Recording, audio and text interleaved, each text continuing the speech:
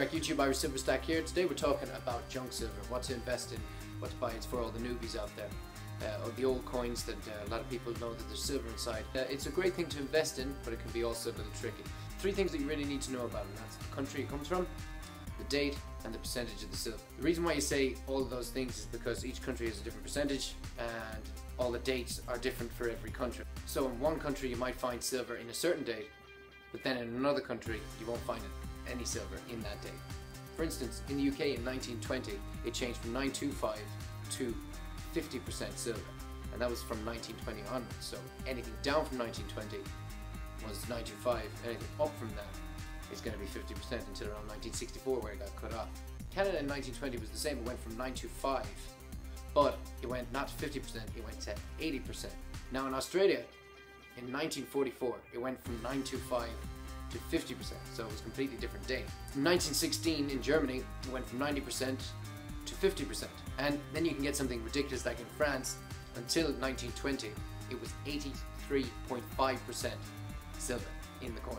So it can be very kind of tricky exactly what you're looking for. So you really do need to know your dates, you need to know the percentage which goes with each date, and of course you need to know what country. Okay, so we'll have a look at the ones from the UK. So here we have a 1 shilling from 1902. Obviously it was going to be before 1920 because after that it went down to 50%. So this one's from 1898. Again, 925. It's a florin from the UK.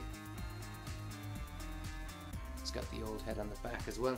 Then we got the changeover. So here's a half crown from England, or the UK as I should say. Again, this is only 50% silver, but you need to know when you're going buying this kind of stuff what exactly you are buying. We got 1 shilling, 50%er. Move on to Australia. This is 50%, 50-cent piece. Again, you have to know your dates. So we'll look at Ireland. They had a bit of an odd number. They went to 75% silver. That's a half crown from Ireland. The reason why they went to 75% silver was to compete with England, because they needed to just make their currency a small bit stronger, just in some ways to compete. So while England were at 50%, Ireland put theirs up to 75%. Keep in mind, there was nothing before 1920 that was Ireland's currency in the first place. Florin from Ireland, again 75% silver. Got a fish on the front. 1875 from France. It is a very nice piece. Well worth sticking one into the collection. If there's another one from the UK, it's 925. Very old coin. And that one is 1889. Again, it's got the old head on the back. Here's a South African commemorative, still cast as kind of junk silver, really, because there's loads of them. Now we'll move on to America. The thing about it I like about the American junk silver, if you keep before 1964, you know that everything's going to be 90%. Here's a lovely half, my favorite coin, the walking half. $1, 90%. A Franklin $1. It's got the bell on the front. Another great piece. Franklin himself on the back. And a dime, again as well, it's small but it's still 90%. You can get the dime, that's a Roosevelt dime, or you can get the Mercury dime. So the good sides and the bad sides of getting junk silver. They're great to have. The good side about it is that you're getting silver and you're getting it very, very cheap. Another great side to it is you are getting a piece of history. So you know that if you pick up this coin from, say this one is 1873.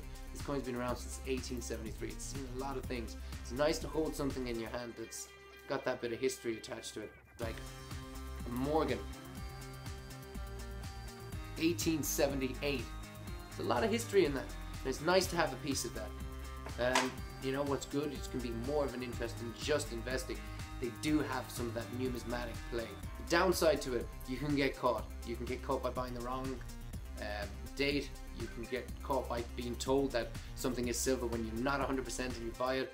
You need a good bit of knowledge going in there to buy some silver coins, just to know what percentage they are, so that you don't spend too much money on.